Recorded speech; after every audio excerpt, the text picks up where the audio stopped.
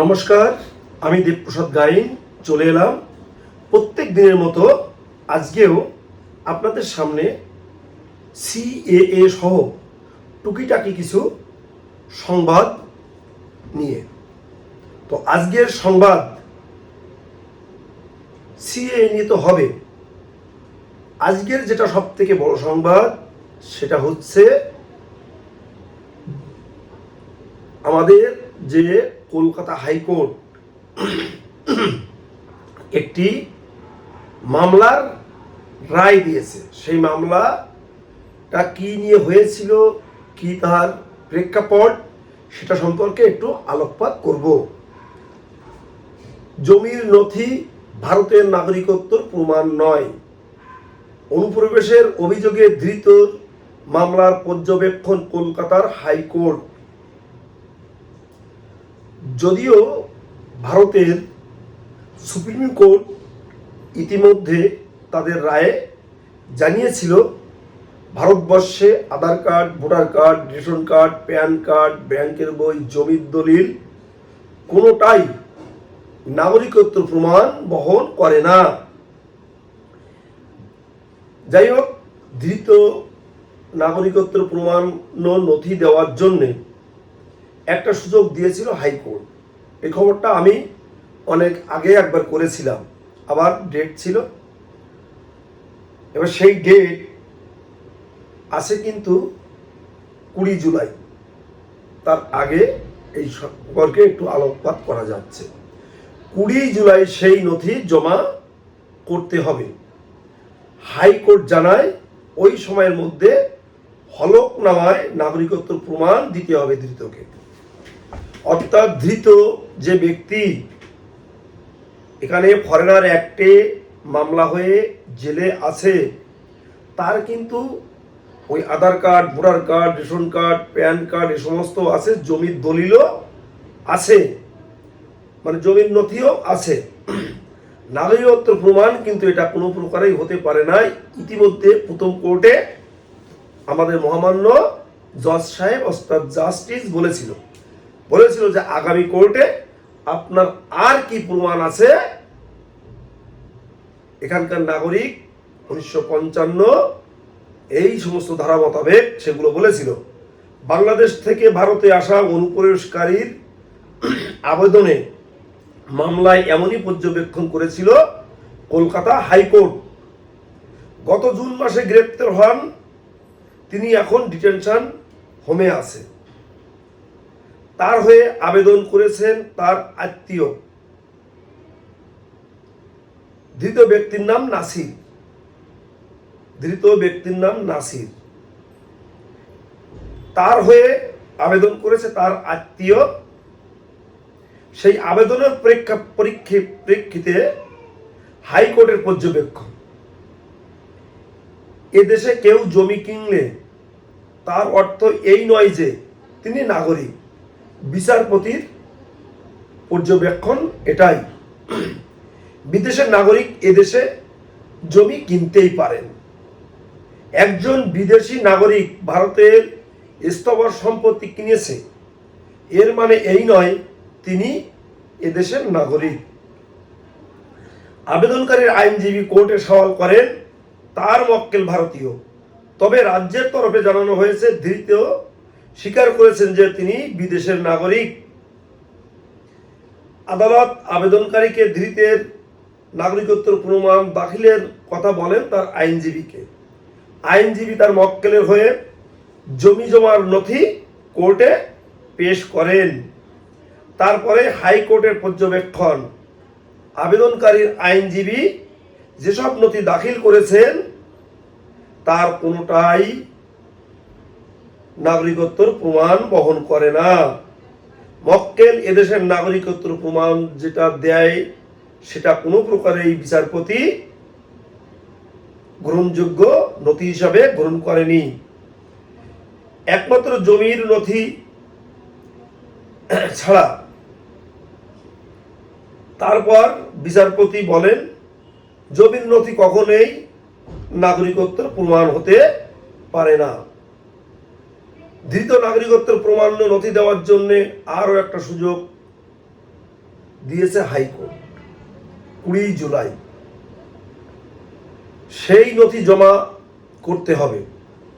High court জানায় ওই সময়ে ধৃতের হলফনামায় নাগরিকত্বের প্রমাণ দিতে হবে ধৃতকে।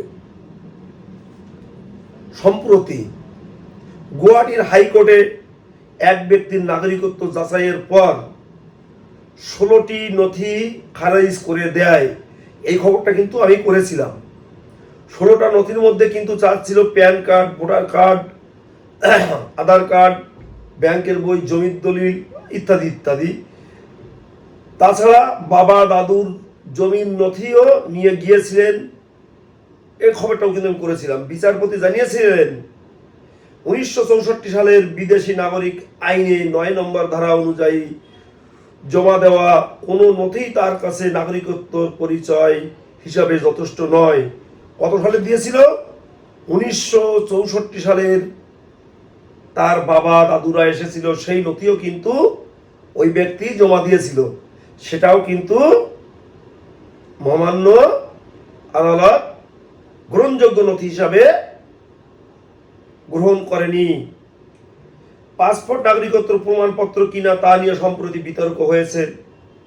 যদিও কেন্দ্র একটি সূত্রে উদ্ধৃত করে সংবাদ সংস্থা পিটিআই এর একটি প্রতিবেদনে বলা হয়েছে, পাসপোর্ট কোনোদিন নাগরিকত্বের পরিচয় ছিল না।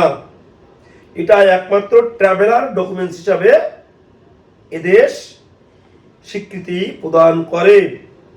এক্ষেত্রে পাসপোর্ট আইন বিধির কথা স্মরণ করিয়ে দেয় আমাদের বিচারপতি। এখন এই প্রসঙ্গে আমি অনেক আগেই অনেক ভিডিও করেছি। কেন করেছি জানেন? আমাদের পূর্ববঙ্গ থেকে আসা এবং পাকিস্তান এবং আফগানিস্তান থেকে আসা হিন্দু, বৌদ্ধ, খ্রিস্টান, শিখ, জৈন, ফার্সি, এই যে 6 সম্প্রদায়ের মানুষ আছে, অনেকেই আমাকে ফোন করেন। অনেক মাতব্বর আছেন, তারা ফোন করলে আমার প্রচণ্ড মাথা গরম হয়ে যায়। তাদের ভাবখানা এইরকম, তারা বলে যে আমার বাড়ির 4 জনের ভোটার তালিকায় নাম উঠে গেছে, 4 জন ভোট দিছি, 2 জনের ভোটার তালিকায় নাম ওঠেনি। এদের জন্য একটু সিএ করবো, তার জন্য কি করতে হবে একটু নিয়ে আমার একটুখানি সেই খবরটা সংবাদটা একটু কও। তা তাদেরকে আমি বলি যে তোমরা যে 4-5 জন বাড়ির বড় একখান নাগরিক হয়ে গেছো, তা সেই বাতাসে তোমার বাড়ির আর যে 2 জনের ভোটের তালিকায় নাম ওঠেনি, ও 2 জনও ধরে নাও যে বাতাসে নাগরিক হয়ে গেছে। এই কথাগুলো বলি কেন বলি জানেন?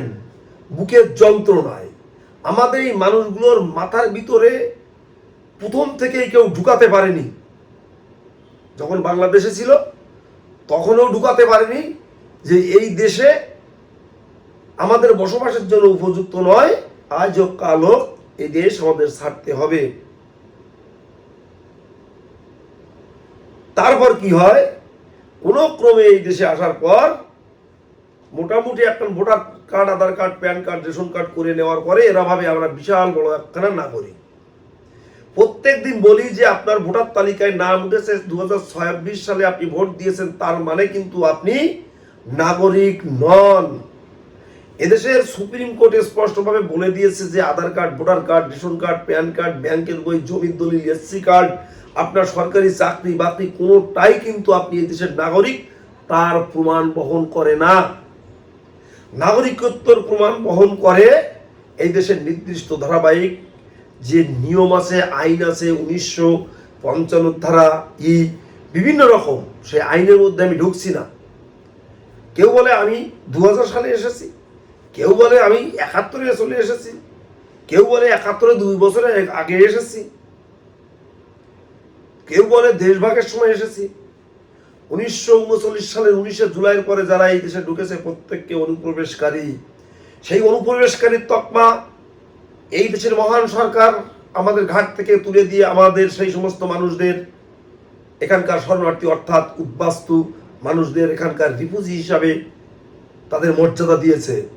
এদেশের মহান সরকার, নরেন্দ্র মোদীজির সরকার, অমিত শাহজির সরকার আমাদের মহামান্য মুখ্যমন্ত্রী শুভেন্দু অধিকারীজির সরকার স্পষ্টভাবে বলেছেন, যারা 2024 সালের 31 ডিসেম্বর ভিতরে এখানে এসে আছেন, কেউ পালিয়ে এসেছেন, কেউ পাসপোর্টে এসেছেন, যেভাবে এসে কোনো একটা ডকুমেন্টস করে নিয়েছেন, আপনি এখানকার একজন রিফিউজি হিসাবে থাকবেন, এখানকার একজন শরণার্থী হিসাবে থাকবেন, এখানকার ফরেনার অ্যাক্টে আপনার বিরুদ্ধে একটি মামলা হবে না, কোনো পুলিশ প্রশাসন আপনাকে ডিস্টার্ব করবে না, আপনাকে ধরে জেলের ভিতরে ঢুকিয়ে দিয়ে আপনাকে পুশব্যাক করে বাংলাদেশে পাঠিয়ে দেবে না, পাকিস্তানে পাঠিয়ে দেবে না, আফগানিস্তানে পাঠিয়ে দেবে না, আপনাকে ধরে জেলের ভিতরে রেখে দিয়ে বছরের পর বছর, মাসের পর মাস আপনাকে জেলের ঘানি খাটাবে না।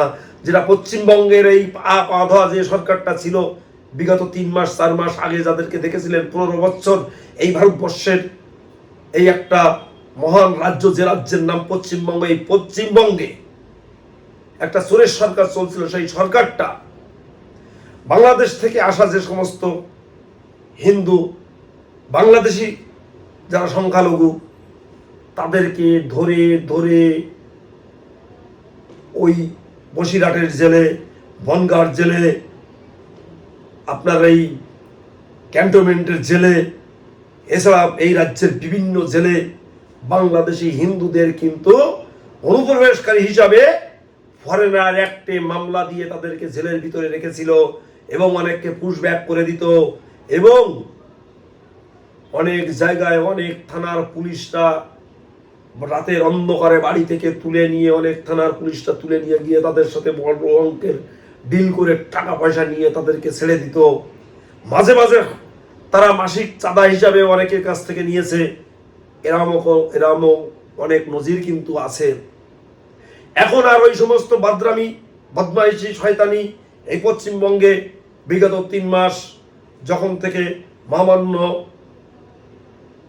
মুখ্যমন্ত্রী শুভেন্দু অধিকারী এই পশ্চিমবঙ্গের কুর্সি দখল করে বসে আছে, গণতান্ত্রিক পদ্ধতিতে ভোটের মাধ্যমে তিনি একজন মুখ্যমন্ত্রী হয়ে বসে আছেন, সে আসার পরে আপনারা দেখবেন না পথে ঘাটে কোনো পুলিশ হাত উঁচু করে হাত পেতে কোনো গাড়ির থেকে টাকা তুলছে, কোনো বালির গাড়ির থেকে টাকা তুলছে, কোনো স্টোর অর্থাৎ পাথরের গাড়ি যাচ্ছে সেখান থেকে 2 হাত তুলে পুলিশ টাকা তুলছে, কোনো মোটর ভাইকালা যাচ্ছে সেই ভাইকালাকে থামিয়ে কেন মাথায় হেলমেট নেই তার জন্য টাকা নিয়ে পকেটে ঢুকাচ্ছে, পিছনে পকেটে ঢুকাচ্ছে, কোনো সিভিক ভলেন্টিয়ার গিয়ে আপনার বাইকের সামনের ব্রেক দুটো ধরে তালা বন্ধ করে দিয়ে চাবিটা নিয়ে মুস্তানি দেখাচ্ছে। এই সমস্ত দৃশ্য আপনারা আর পশ্চিমবঙ্গের বুকে দেখতে পাবেন না। যদি এইরকম দেখতে পান কোথাও, আপনারা ভিডিও করবেন, করে আমাদের কাছে আপনারা পাঠাবেন। প্রয়োজনে আমরা এই সমস্ত ভিডিও ফুটেজ মহামান্য মুখ্যমন্ত্রীর কাছ পর্যন্ত পাঠাবো। আমাদের এই উদ্বস্ত মানুষের ভিতরকার অনেকেই এবার এমএলএ হয়েছে, মন্ত্রী হয়েছে, তাদের 2-5 জন 10 জনের সাথে আমাদের যোগাযোগ সম্পর্ক আছে। প্রয়োজনে সেই সমস্ত ভিডিও আমরা তাদের কাছে পাঠাবো।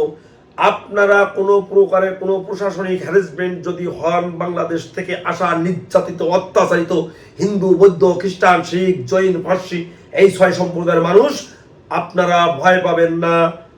কারণ এখনো প্রশাসন যে পুরো গঙ্গা জলে স্নান করে, দুধ দিয়ে স্নান করে তারা পুত পবিত্র হয়ে বসে আছে তা নয়। এখনো অনেক জায়গায় ওই কালীঘাটে ছেঁড়া চটি চাটা লোকজন আছে, এগুলো আমরা অনেক ক্ষেত্রে লক্ষ্য করছি। সে সমস্ত সম্পর্কেও আমরা তথ্য জায়গা মতো দিচ্ছি। অনেক সময় আপনারা দেখবেন বিডিও অফিসে ডিস্টার্ব করছে, আমাদের এই নাগরিকত্ব কার্ড নিয়ে গেলে তারা একটু তালবানা করছে, নাক ছিটকাচ্ছে, নাক ঘষছে, তাদেরকেও আমরা চিহ্নিত করছি এবং জায়গা মতো আমরা সেগুলো পাঠাচ্ছি। বিভিন্ন জেলার থেকে আমাদের কাছে খবর এসেছে কোন কোন ভিডিওতে কিভাবে এই সিএ সার্টিফিকেট নিয়ে গেলে ডিস্টার্ব করছে এবং আজে বাজে কথাবার্তা বলছে, সেগুলোও কিন্তু আমরা বিভিন্ন জায়গায় পাঠিয়েছি। আপনারা দেখতে পাচ্ছেন, হয়তো দেখতে পাচ্ছেন কিনা জানি না, সেই সমস্ত জায়গার রেকর্ডিং আমি পাঠিয়েছি নির্দিষ্ট জায়গায়, একের পর এক দেখুন। কোনো এক জায়গার ভিডিওর নাম্বারও আমি পাঠিয়েছি, আপনারা দেখতে পাচ্ছেন কিনা জানি না। এভাবে অরহ আমি কিন্তু পাঠানোর তালে আছি। আপনারা যদি কোথাও যান, বিডিও অফিসে যান, খাদ্য দপ্তরে যান, আপনার রেশন অফিসে যান, যাওয়ার পরে যদি আপনাদের সাথে দুর্নীতি করে, অবৈধ কথাবার্তা বলে, সিএ সার্টিফিকেট নিয়ে যদি আপনাকে প্রশ্নবিদ্ধ করে, আপনি অবশ্যই গোপন ক্যামেরায় আপনি ভিডিও করবেন, তা নাহলে আপনার ফোনটা কল রেকর্ডিং করে আপনি ঢুকবেন। কারণ আর এই পশ্চিমবঙ্গে দুর্নীতি হবে না, প্রশাসনের মধ্যে কোনো দুর্নীতি থাকবে না, মানুষের মাঝে আর কোনো দুর্নীতি দেখা যাবে না।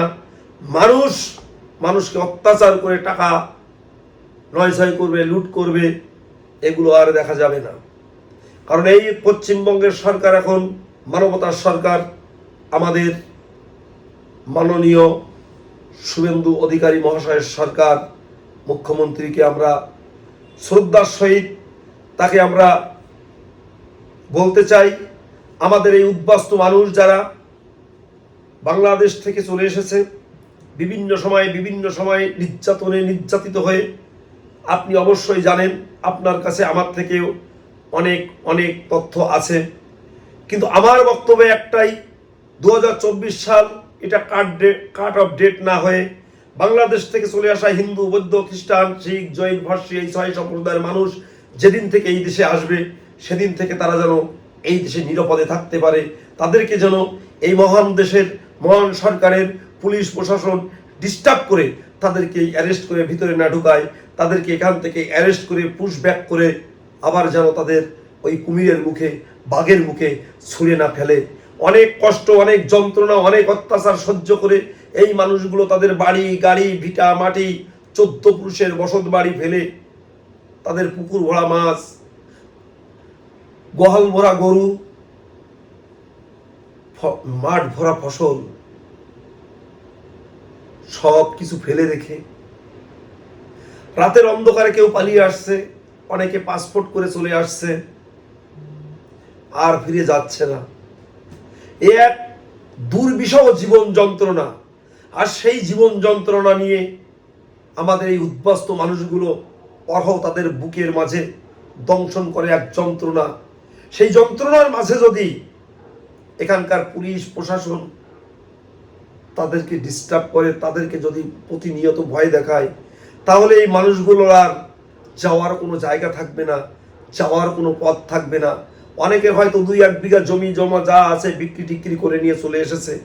এখান থেকে যদি আবার তাদেরকে কোথাও চলে যেতে হয়, এই পৃথিবীতে তারা একদম অসহায়, পৃথিবীর বুকে তারা সর্বহারা উদ্বস্তু হয়ে মহাশূন্যে তাদের ঘুরে বেড়াতে হবে, একেবারে রোহিঙ্গা উদ্বাস্তুদের মতো, বার্মার রোহিঙ্গা উদ্বাস্তুদের মতো।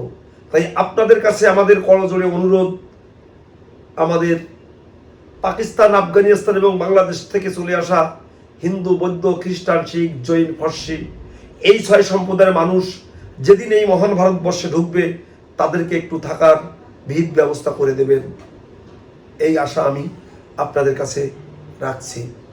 তো আমার এই প্রতিবেদন যারা প্রত্যেকদিন দেখো, তাদেরকে বলবো, শহর, বন্দর, গ্রামগঞ্জে প্রত্যেকটি মানুষ তোমরা আমার এই প্রতিবেদন শেয়ার করে দেশ ও দেশের বাইরের লোককে দেখার সুযোগ করে দিও, যাতে এই মানুষগুলো একটু উপকৃত হতে পারে। যদি কেউ সিএতে আবেদন করতে চায়, এ পশ্চিমবঙ্গের যে কোনো জেলা থেকে হতে পারে, এই ভারতবর্ষের যে কোনো রাজ্য থেকে হতে পারে, যেখানে আমার উদ্বাস্তু মানুষগুলো আছে, আমার এই প্রতিবেদন শুনে তাদেরকে বলবো আপনারা আমার সাথে যোগাযোগ করবেন। আমি এখানে বসেই আপনাদের সিএতে আবেদন করার সার্বিক সহযোগিতা করব, প্রয়োজনে এখানে বসেই করে দেব। আমার ফোন নাম্বার 9804682324। তো তোমরা সবাই ভালো থেকো, সুস্থ থেকো, সুন্দর থেকো, এই কামনায় আজকের মতো আমার বক্তব্য শেষ করব। তার আগে প্রত্যেক দিনের মতো আমার পূজনীয় বয়োজ্যেষ্ঠদের চরণে রইল আমার শতকোটি প্রণাম।